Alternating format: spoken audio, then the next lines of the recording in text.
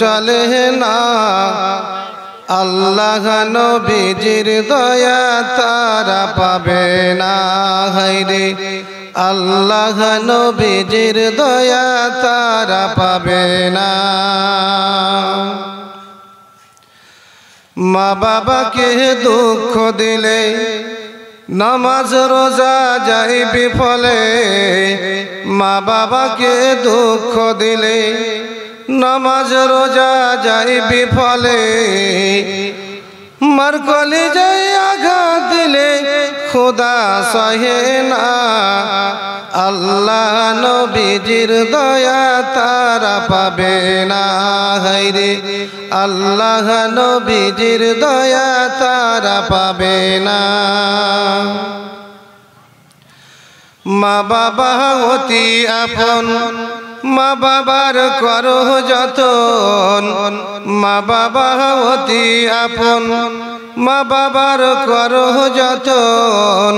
আর তিন কথার সাথে পাইয়া ভইলা যায় না, আল্লাহ নবীজির দয়া তারা পাবে না। আরে আল্লাহ নবীজির দয়া তারা পাবে না।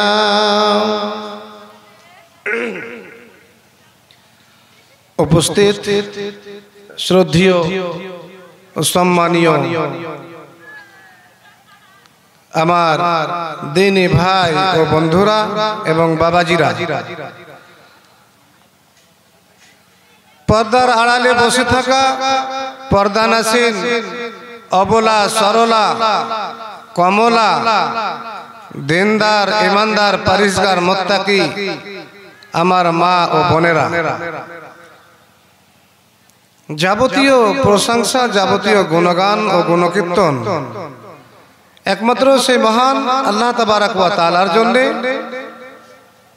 যিনি আমাদেরকে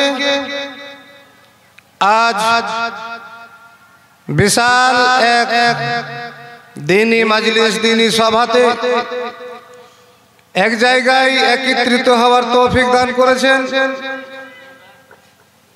সেই মহান স্রষ্টার শুকরিয়া উপাসনা করে শেষ করা যায় না। তাই আমরা সকলে মিলে আল্লাহ তাবারক ওয়া তাআলার শুকরিয়া জ্ঞাপন করি। এক বাক্যে বলেন আলহামদুলিল্লাহ। তারপরে পরে তিনার প্রিয় হাবিব রাসূল, প্রিয় নবী মা আমিনার দুলাল, মরুর দুলাল, আব্দুল্লাহর লাল, রাখালের বন্ধু, দোজাহানের খলিফা, তাজদারে মদিনা, আহমদে মুজতবা, মুহাম্মদে মুস্তাফা, সকলে পড়েন সাল্লাল্লাহু আলাইহি ওয়াসাল্লাম। সম্মানিত উপস্থিতি, আজ আমি আপনাদের সামনে নতুন চেহারা, নতুন মানুষ আপনাদের কাছে। আমি যে আপনাদের সামনে আল্লাহ তাবারক ওয়া তাআলা পবিত্র আল গ্রন্থ হইতে একটি আয়াতের টুকরো পাঠ করেছি এবং মহানবী সাল্লাল্লাহু আলাইহি ওয়াসাল্লামের হাদিস হইতে একটি হাদিসের টুকরো পাঠ করেছি। এই হাদিস এবং কোরআনকে সামনে রেখে, হাদিস এবং কোরআন উপলক্ষে আমি আপনাদের সামনে আমার বক্তব্য ইতি করব ইনশাআল্লাহুল আজিজ। আমা তৌফিকি ইল্লা বিল্লাহ। সুপ্রিয় শ্রোতা মণ্ডলীগণ, আজ আমি অত্যন্ত আনন্দিত যে আজ আমাকে ঝোলা নিবাসী, এই ঝোলা বাতনার সমাজের লোক ভালোবেসেছে। ভালো না বাসলে বিশাল ঠান্ডার সময়, গভীর রাত্রি, মোটামুটি 12টা, এই সময়তে কিছু লোক আমার জবান থেকে কিছু হাদিস কোরআনের কথা শুনবো বলে এবং পর্দার আড়ালে আমার মা বোনেরা বসে আছেন, তাতে আমি বুঝতে পারলাম নিশ্চয় আপনাদের ভালোবাসা মায়া মোহব্বত স্নেহ আমার প্রতি আছে। বাপুরা আমার যে কটা বসে আছেন আল্লাহর রহমতে বসে থাকবেন। আমি যা শোনাবো আপনাদের সামনে, যা বলবো ইনশাআল্লাহ হাদিস এবং কোরআন থেকেই বলবো, বাইরে থেকে বলবো না, এবং মাজমুন ধরেই বলবো, মাজমুন বেঁধে যে বিষয়ের উপরে বলবো সেটাই বলবো, অন্য বাইরে যাব না। যদি আপনারা ধৈর্য সহকারে ধৈর্যের পরিচয় দিয়ে বসে থাকেন, শোনেন কর্ণপাত দিয়ে, বাইরের কান দিয়ে না শুনে অন্তরের কান দিয়ে শুনেন, তো ইনশাআল্লাহ লাভ হবে। ইনশাআল্লাহ কোনো না কোনো লাভ, কিছু না কিছু লাভ আপনাদের আমি করে যাবই ইনশাআল্লাহ। সম্মানিত উপস্থিতি, পৃথিবীর মধ্যে জেনে রাখেন, যায় না ভাইরা, যখন চলে যাবেন সবাই উঠে চলে যাবেন, আমি আরাম পাবো, কিন্তু একে একে যায় না। একে একে যাওয়াটা হচ্ছে শয়তানের কাম। তো আমি বলছিলাম যে পৃথিবীর মধ্যে হাইকোর্ট, সুপ্রিম কোর্ট, যত আদালত, সমস্ত আদালতে যখন নোটিফিকেশন বের হয়ে যায়, যখন ওখানে ক্যাবিনেটে পাস হয়ে যায়, বিল পাস হয়ে যায়, পাস হওয়ার পরে সুপ্রিম কোর্ট থেকে, হাইকোর্ট থেকে পাস হয়ে গেছে, অলরেডি নোটিফিকেশন জারি হয়ে গেছে, বের হয়ে গেছে, কিন্তু সেই সময় নোটিফিকেশন বের হওয়ার পরও ফয়সালা হয়ে গেছে সুপ্রিম কোর্ট থেকে, তারপরও সেই ফয়সালা রাদ হতে পারে কি পারে না? হ্যাঁ না বলেন? ফয়সালা বের হয়ে গেছে সুপ্রিম কোর্ট থেকে, সেই ফয়সালা রাদ হতে পারে কি পারে না? পারে। হাইকোর্টের ফয়সালা হোক, সুপ্রিম কোর্টের হোক, আর কোন আদালতের হোক, আর কোন আদালতের হোক, ফয়সালা বের হওয়ার পরে সেই ফয়সালা রাদ হতে পারে, রাদ হয়েছে আর হবে। কিন্তু আমার আল্লাহ তাবারক ওয়া তাআলা বলছেন, আল্লাহর কোর্ট থেকে, আল্লাহর অফিস থেকে, আল্লাহর আদালত থেকে দুইখানা ফয়সালা পৃথিবীর মানুষের জন্য, আদমের বেটা বেটির জন্য, আদমের সন্তান সন্ততির জন্য দুইখানা ফয়সালা আল্লাহ তাবারক ওয়া তাআলা স্বয়ং নিজে মানুষের জন্য বের করেছেন, ফয়সালা দিয়ে দিয়েছেন, যা কোনদিন রাত হয়নি আর কোনদিন হবে না, কিয়ামত পর্যন্ত আল্লাহর ফয়সালা রাত হবে না আর হয়নি।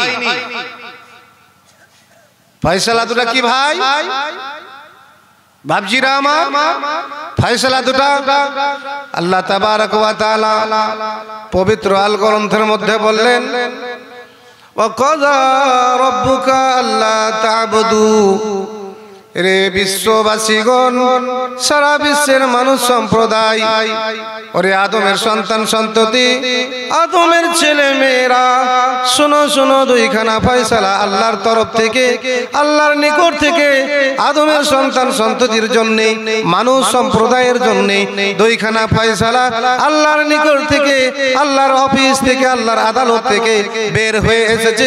আল্লাহ তাবারক ওয়া তাআলা বলছেন, এক নম্বর ফয়সালা হলো, ওয়া কাযা রাব্বুকা আল্লা তা'বুদু ইল্লা ইয়াহু। আল্লাহ তাবারক ওয়া তাআলা বলছেন, এক নম্বর ফয়সালা হলো যে সারা বিশ্বের মানুষ সম্প্রদায়, এই আদমের বেটা বেটি, আদমের ছেলে মেয়েরা, তোমরা এক আল্লাহকে বিশ্বাস করো, এক আল্লাহর ইবাদত করো, এক আল্লাহর উপাসনা করো, এক আল্লাহর তোমরা সিফতসনা করো। আল্লাহ ব্যতীত কাউরির সামনে মাথা নত চলবে না, কাউরির সামনে মাথা ঝোঁকা চলবে না, সাজদা চলবে না, কাউরির ইবাদত চলবে না, একমাত্র আল্লাহর ইবাদত চলবে।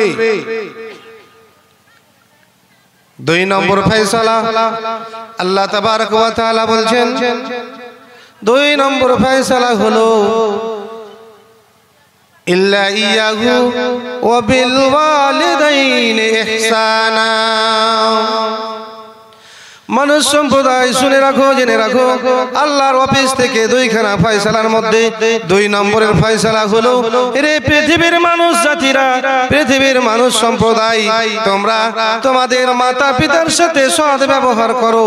সৎ ব্যবহার করার ফয়সালা আল্লাহ অফিস থেকে দিয়ে দিয়েছেন। বুঝতে কি পারলাম? আল্লাহর অফিস থেকে দুইখানা যে ফয়সালা এসেছে, সেই ফয়সালা জীবনে কোনোদিন রদ হবে না, কোনোদিন সেই ফয়সালা টালতে পারে না। কিয়ামত পর্যন্ত মানুষ চেষ্টা করে যায়, যদি চেষ্টার উপরে চেষ্টা করলেও ফয়সালা আল্লাহর বদলিতে পারবে না। আল্লাহ বলছেন, পৃথিবীতে মানুষ জাতিকে আমি এমন একটি হাকির পানি থেকে সৃষ্টি করেছি, নাপাক পানি থেকে সৃষ্টি করেছি।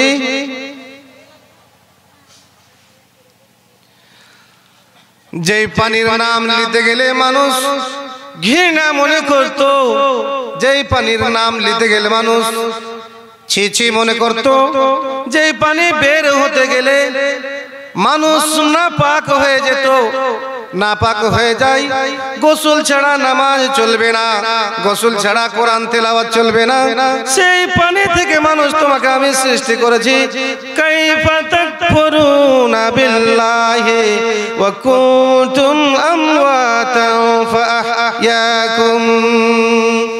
মানুষ তুমি কেমন করে সেই আল্লাহ রাব্বুল আলামিনকে অস্বীকার করো, কেমন করে তাকে তুমি তার সাথে কুফরি করো, যে মহান রব্বুল আলামিন তোমাকে এক বুঁদ পানি থেকে, এক বুঁদ জমাট নাপাক পানি থেকে তোমাকে সৃষ্টি করেছে। এই আল্লাহ রাব্বুল আলামিন তোমাকে আবার জীবিত করবে, এক বুঁদ পানি থেকে তোমাকে জীবিত করেছে। তুমি মরা মানুষ ছিলে, তোমার অস্তিত্ব ছিল না, তোমার নাম লওয়ার কোনো জিনিস ছিল না, জোগাড় ছিল না। তোমাকে আল্লাহ রাব্বুল আলামিন জান দিয়েছেন, তোমাকে জীবিত করেছেন। ফাহইয়াকুম, আল্লাহ বলছে আমি তোমাকে জীবিত করেছি। সুম্মা ইউমিতুকুম, আবার তোমাকে আমি পৃথিবীর মধ্যে 40 বছর, 50 বছর, 60, 70 বছর, 80 বছর পর্যন্ত বয়স দিব। যার যতদিন বয়স ততদিন পর্যন্ত রাখবো। তারপরে আবার তোমাকে আমি সুম্মা ইউমিতুকুম, আবার তোমাকে মারবো, তুমি মরবে। তুমি মরার পরে তোমাকে আল্লাহ তাবারক ওয়া তাআলা কবরে দিয়ে আসবে। আল্লাহ রাব্বুল আলামিনের বান্দা বান্দীরা কবরে দিয়ে আসবে। আবার আল্লাহ বলছেন সুম্মা ইউহয়িকুম, আমি তোমাকে মানুষ কবরের মধ্যে আবার তোমাকে জীবিত করব। আমি তোমাকে আবার জীবিত করব। তুমি মনে করিও না যে আমাকে দুনিয়াতে আল্লাহ পাঠিয়েছেন আর দুনিয়া থেকে যেতে হবে না, এই কথা ভুল বাপুরা। আল্লাহ বলছেন আমি জীবিত করেছি, তোমাকে আমি সৃষ্টি করেছি, আমি তোমাকে মারতে পারবো, এতটুকু ক্ষমতা আমার আছে। আমি আল্লাহ ক্ষমতা রাখি, আবার তোমাকে জীবিত করব কবরের মধ্যে। তারপরে আল্লাহ বলছেন সুম্মা ইলাইহি তুরজাউন, আবার তোমাকে আমার নিকটে আসতে হবে। অর্থাৎ পৃথিবীর মধ্যে তুমি কি করেছো, যতদিন তুমি জীবনে বেঁচে থেকেছো ততদিন পর্যন্ত কি করেছো, এক এক করে আমাকে হিসাব দাও। এই কথা আল্লাহ তাবারক ওয়া তাআলা পবিত্র আল গ্রন্থের মধ্যে বলছেন। আল্লাহ রাব্বুল আলামিন বলেন, মানুষ রে, ওরে আদমের সন্তান সন্ততি, তোমার তো কোনো নাম জিজ্ঞাসা ছিল না, নাম নেওয়ার কোনো তোমার অস্তিত্ব ছিল না।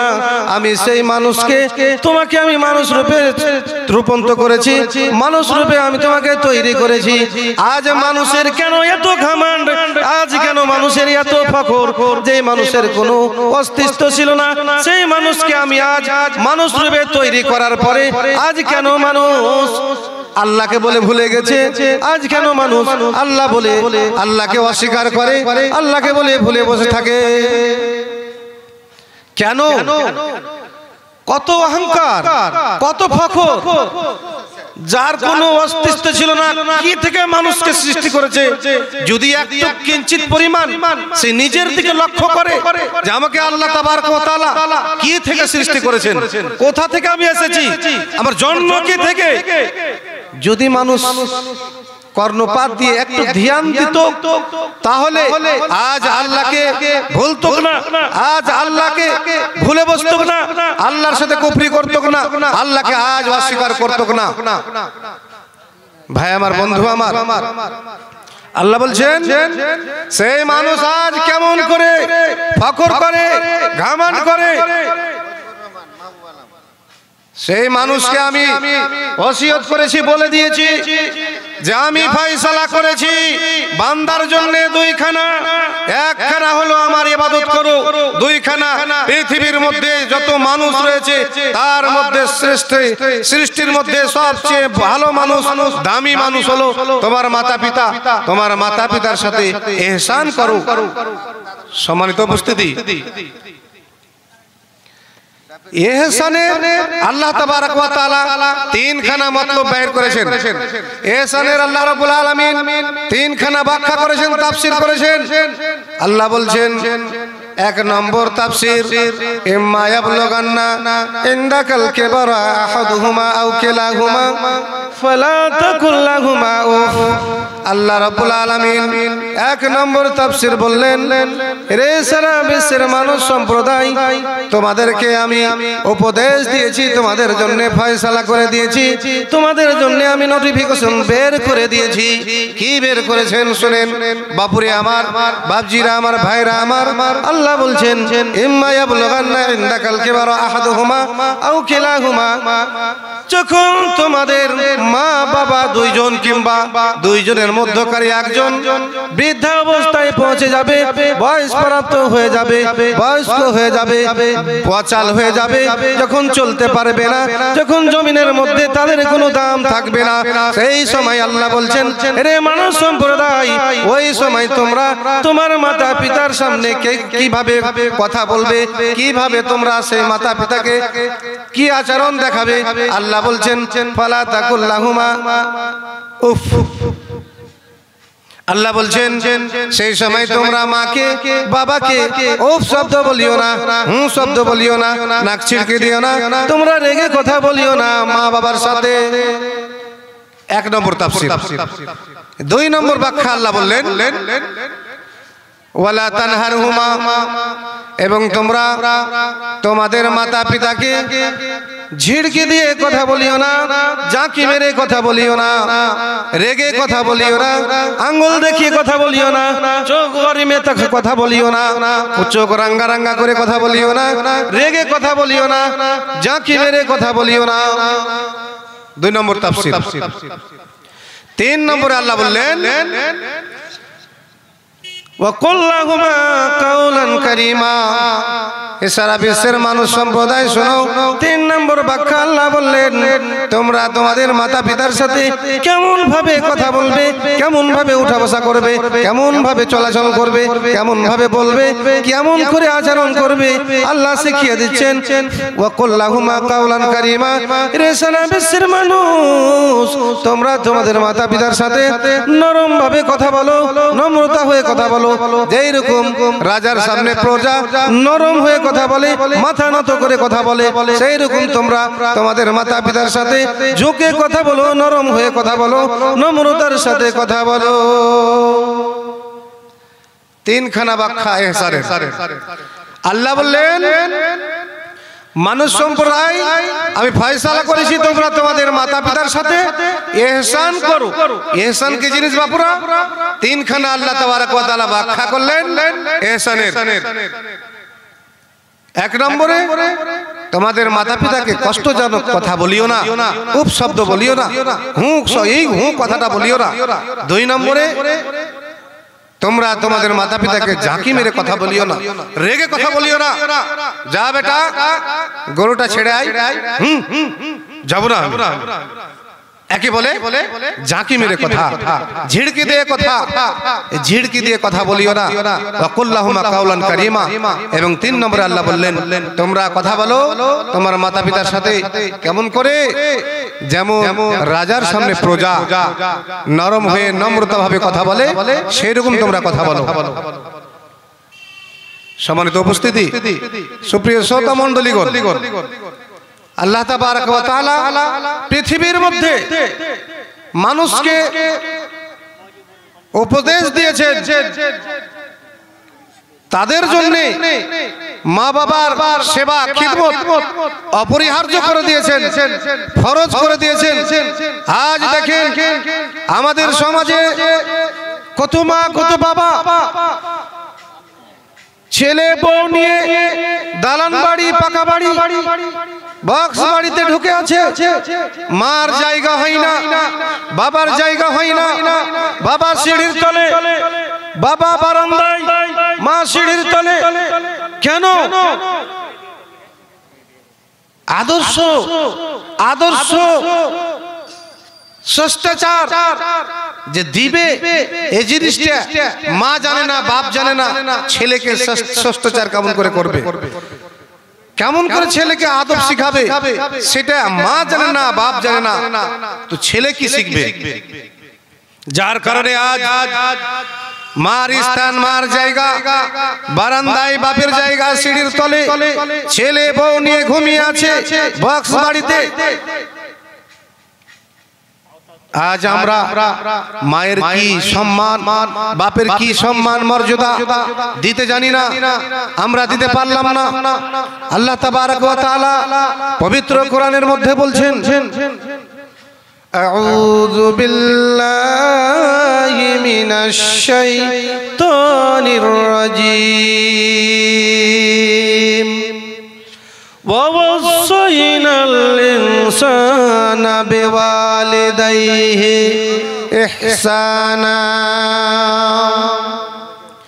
আল্লাহ রাব্বুল আলামিন বললেন, সুবহানাহু ওয়া তাআলা বললেন, পৃথিবীর মানুষ, সারা বিশ্বের মানুষ, আমি মানুষ সম্প্রদায়কে উপদেশ দিয়েছি, আদেশ দিয়েছি, আমি তাদেরকে হুকুম দিয়েছি ওয়ালিদাইনি ইহসানা, মাতা পিতার সাথে ইহসান করা। কেন মাতা পিতার সাথে ইহসান কেন করব? প্রশ্ন জাগতে পারে। ভালো করে শুনবেন, ধ্যান দিয়ে এই কথাটি ভালো করে শুনবেন। আমি আপনাদেরকে তিনখানা নতুন কথা শিখাবো, শোনাবো। তো আল্লাহ তাবারক ওয়া তাআলা বলছেন যে ইহসান করার আমি ওসিয়ত করেছি মানুষ সম্প্রদায়কে, তারা তাদের মাতা পিতার সাথে ইহসান করবে। আগে বললাম ইহসানের ব্যাখ্যা। এখানে আল্লাহ বলছেন কেন ইহসানের কথা বললেন আল্লাহ? আল্লাহ উত্তর দিচ্ছেন, হামালাতুহু উম্মুহু কুরহা ওয়া ওয়াদাতুহু কুরহা। রব্বুল আলামিন মহান স্রষ্টা বলেন, সারা বিশ্বের মানুষকে, আদমের ছেলে মেয়েরাকে বলেন যে কেন তোমরা তোমাদের মাতা পিতার সাথে সৎ ব্যবহার করবে, তোমরা তোমাদের মাতা পিতার সাথে কেন তোমরা হুসন সুলুক করবে, তোমাদের মাতা পিতার খিদমত কেন করবে? আল্লাহ তাবারক ওয়া তাআলা বলছেন এই জন্য করবে রে বান্দা যে তোমার মাতা তোমাকে অত্যন্ত কষ্টের সাথে গর্ভধারণ করে রেখেছিল, কষ্টের সাথে তোমাকে 9 মাস পর্যন্ত পেটে ধারণ করে রেখেছিল। মা যখন খেতে বসেছে, সমস্ত বাড়ির কাজ কর্ম শেষ করে সমস্ত বাড়ির লোককে খাইয়ে দিয়ে শেষের সময় আসরের আগে আসরের পরে খেতে বসেছে। সেই সময় মার অর্ধেকটি খানা খাওয়া হয়নি, পেটের মধ্যে বাচ্চা, পেটের মধ্যে সন্তান লাত দিয়ে গুঁতা মেরেছে, হাত দিয়ে গুঁতা মেরেছে, মাথা দিয়ে গুঁতা মেরেছে। মা প্রসবের, মা বেদনার চোটে খেতে পারেনি। মা উঠে ওখান থেকে সঙ্গে সঙ্গে ঘরে গিয়ে মা একবার খাটে বসছে, একবার মা দেওয়ালে হেলান লাগাইছে, একবার মা শুচ্ছে, একবার মা উঠছে, একবার বসছে। এই জন্যে আমি তোমাদেরকে মানুষ সম্প্রদায়কে মায়ের সাথে সৎ ব্যবহার, খিদমত করার এবং নরম কথা বলার আদেশ দিয়েছি। বাপুরা আমার শুনবেন। তো আল্লাহ বলছেন 1 নম্বর কথা যে কষ্টের সাথে মা সন্তানকে গর্ভে ধারণ করে রেখেছে, পেটের মধ্যে একটা জীবিত মানুষ আর একটা জীবিত মানুষকে পেটের মধ্যে নিয়ে কাজকর্ম ইত্যাদি করেছে। এই কষ্টের মাধ্যমে আমি কষ্ট যে মা পেয়েছে, এই কষ্টের কারণে আমি তোমাদেরকে বলেছি তোমরা তোমাদের মার সাথে হোসনে সুলুক করো, ভালো ব্যবহার করো, তার খিদমত করো। তাকে তোমরা বৃদ্ধ অবস্থায় বয়স প্রাপ্ত যখন হয়ে যাবে, যখন অচল হয়ে যাবে, তখন তার তোমরা খিদমত করো। কবি বলছেন একদিন ছিলা তুমি কোলে, একদিন ছিলা তুমি তোমার মায়ের কোলে, আজ হয়েছে তোমার মা ছোট বাল্য শিশু, আজ তোমার সেই কোলে। যেই দিন মা আমাকে স্নেহের কোলে লালন পালন করেছিল, আমাকে কাজল দিয়ে তেল কাজল দিয়ে যত্ন করে আমাকে মানুষ করেছিল, সেদিন কত ভালো লেগেছিল। সেই দিনকার কথা কিঞ্চিত পরিমাণ স্মরণে আসে না মানুষ। আজ আমরা সেই মাকে বলে ভুলে বসে আছি, মাকে কষ্ট দিই। 2 নম্বরে আল্লাহ বলছেন এবং তোমার মা তোমাদেরকে সন্তানকে ছেলে মেয়েকে অত্যন্ত কষ্টের সাথে পেট থেকে প্রসাব করে। এই 2খানা যন্ত্রণা মায়েরা সহ্য করেন, যার কারণে আল্লাহ বললেন আমি মানুষ সম্প্রদায়কে মায়ের সাথে সৎ ব্যবহার করার আদেশ দিয়েছি, উপদেশ দিয়েছি। সুপ্রিয় শ্রোতা মণ্ডলীগণ, আল্লাহ তাবারক ওয়া তাআলার রাসূল সাল্লাল্লাহু আলাইহি ওয়াসাল্লামের কাছে একজন সাহাবী, একজন মানুষ এসে, একজন লোক এসে জিজ্ঞাসা করলেন, ইয়া রাসূলুল্লাহ, ইয়া হাবিবাল্লাহ, বলেন দেখি মান আহাক্কুন নাসে বিহুসনি সাহাবাতি, মানুষের মধ্যে আমার প্রতি কোন মানুষের বেশি হক, কে হক রাখে, কার বেশি হক, আমি তার খিদমত করব। আল্লাহ রাসূল সাল্লাল্লাহু আলাইহি ওয়াসাল্লাম বললেন, ওরে আমার সাথী, ওরে আমার বন্ধু, শোনো তাহলে তোমার প্রতি তোমার মায়ের হক। তারপরে জিজ্ঞাসা করলেন, কালা তুম্মা মান, ওগো আল্লাহর রাসূল তারপরে কার হক? আবার আল্লাহর রাসূল বললেন তোমার মায়ের। আবার জিজ্ঞাসা করলেন, ওগো আল্লাহর রাসূল তারপরে কার হক? আল্লাহর রাসূল বললেন তারপরে তোমার মায়ের হক। 3বার বললেন। 3বার বলার পরে 4র্থ নম্বরে আল্লাহ রাসূলকে যখন জিজ্ঞাসা করা হলো, তখন আল্লাহ রাসূল বললেন আবুকা, তোমার বাপের। 4র্থ নম্বরে আল্লাহ রাসূল বললেন যে তোমার বাপের হক তোমার প্রতি রয়েছে। এবারে আসেন আল্লাহ রাসূলের এইখানে হাদিসটা যে বললেন, তিনবার মায়ের কথা বললেন, তারপরে 4 নম্বরে আল্লাহ রাসূল বাপের কথা বলছেন যে বাপের হক। তার মানে 3 গুণা মায়ের হক বেশি বাপের চেয়ে। কেন? এই কথাটা জানাবো আপনাদেরকে। কেন 3 গুণা হক বেশি মায়ের বাপের চেয়ে? ভাই আমার বসেন, নতুন কথা শেখাবো। কথা নতুন নয়, কিন্তু আপনাদেরকে নতুন লাগবে।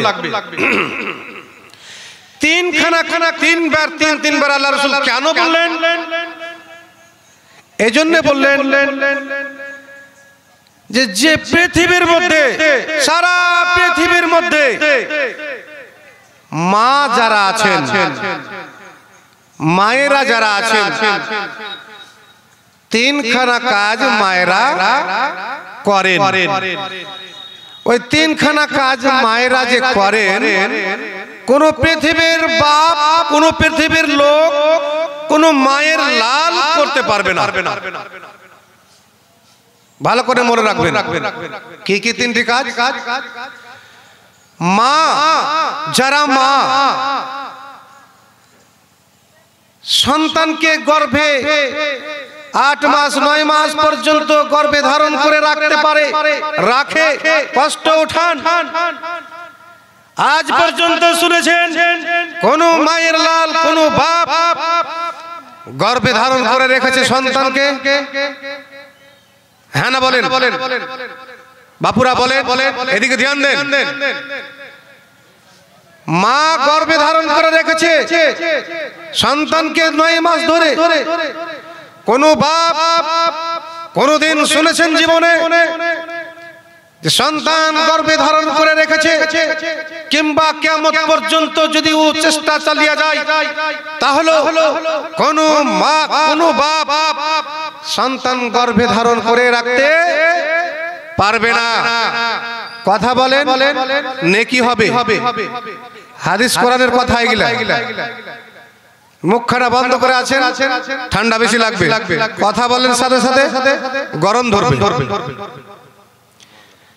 2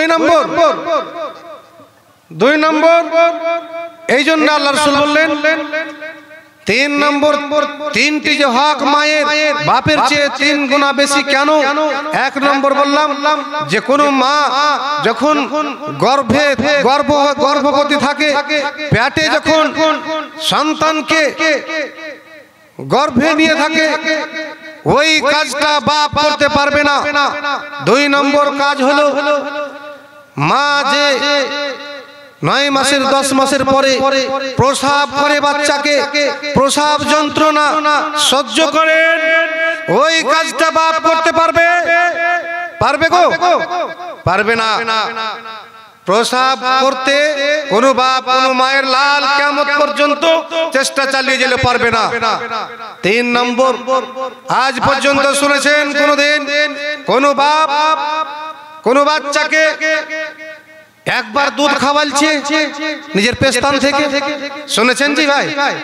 বাপুরা শুনেননি না? তো এখানে ধ্যান দিবেন, মনে রাখার কথা।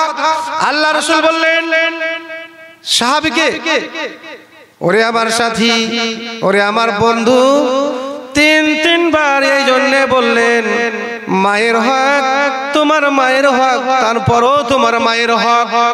4 নম্বরে আল্লাহ রাসূল বললেন তোমার বাপের হক, বাপের হক 3 গুণা বেশি মায়ের হক। কেন বললেন?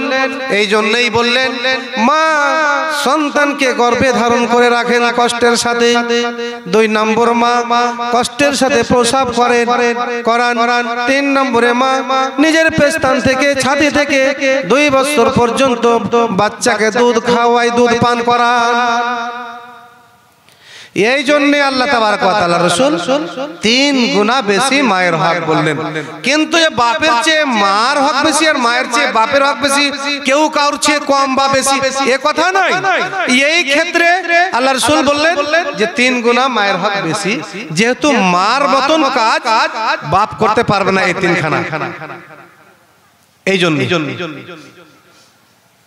সুপ্রিয় শ্রোতা মণ্ডলীগণ, আল্লাহ তাবারক ওয়া তাআলা এই কথাই বলতে চাইছেন মানুষ সম্প্রদায়কে, মানুষরে যখন তোমরা পৃথিবীর মধ্যে কোনো মাকে কোনো বাপকে কষ্ট দিবে, তোমার সমস্ত আমল বরবাদ হয়ে যাবে, তোমার সমস্ত আমল বন্ধ, সমস্ত আমল বেকার হয়ে যাবে, সমস্ত আমল তোমার নষ্ট হয়ে যাবে। এই জন্য আল্লাহ বললেন মানুষ তোমরা তোমাদের মাতা পিতার সেবা করো, মাতা পিতার সাথে তোমরা সৎ ব্যবহার করো, মাতা পিতার তোমরা খিদমত করো। যখন ওয়াচাল হয়ে যাবে, যখন বয়স প্রাপ্ত হয়ে যাবে, যখন বৃদ্ধা হয়ে যাবে, তখন তোমরা খাস করে মায়ের দিকে ধ্যান দিবা, বাপের দিকে ধ্যান দিবা। যদি মা বাবার কথা মতন না চলি, যদি মাকে কষ্ট দিই, বাপকে কষ্ট দিই, আল্লাহ রাসূল বললেন রেজার রব্বে ফি রেজাল ওয়ালিদে ও সাখাতুর রব্বে ফি সাখাতিল ওয়ালিদে। মাতা পিতার সন্তুষ্টিতে আল্লাহ সন্তুষ্টি হন, মাতা পিতার নাখুশে নারাজে আল্লাহ নারাজ হন। কি কথা বুঝতে পারলেন? মা বাবা যদি রাজি থাকে আপনার প্রতি, আপনি যদি রাজি করে রাখতে পারেন মা বাবাকে, মাকে বাপকে, তাহলে আল্লাহ রাজি। যদি আল্লাহ রাজি তাহলে আপনার কপাল খুলে গেল, আপনি জান্নাতি। আর যদি আপনি মাকে বাপকে নারাজ রাখেন, নাখুশ রাখেন, অসন্তুষ্ট রাখেন, কষ্ট দেন, জ্বালান পোড়ান, তাহলে কিন্তু বাপজি পরিত্রাণ নেই। একটা কবির কথা, আরবি কথা,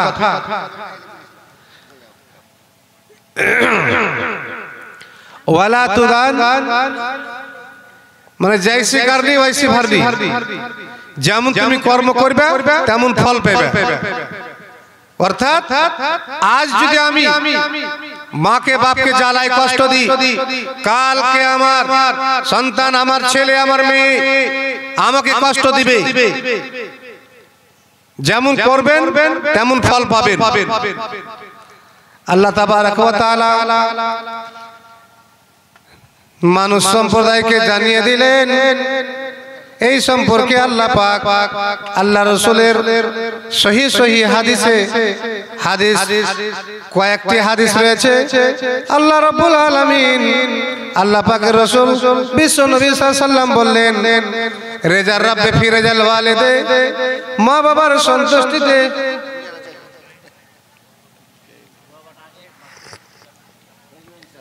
মা বাবার সন্তুষ্টিতে আল্লাহ সন্তুষ্টি হন, খুশি হন।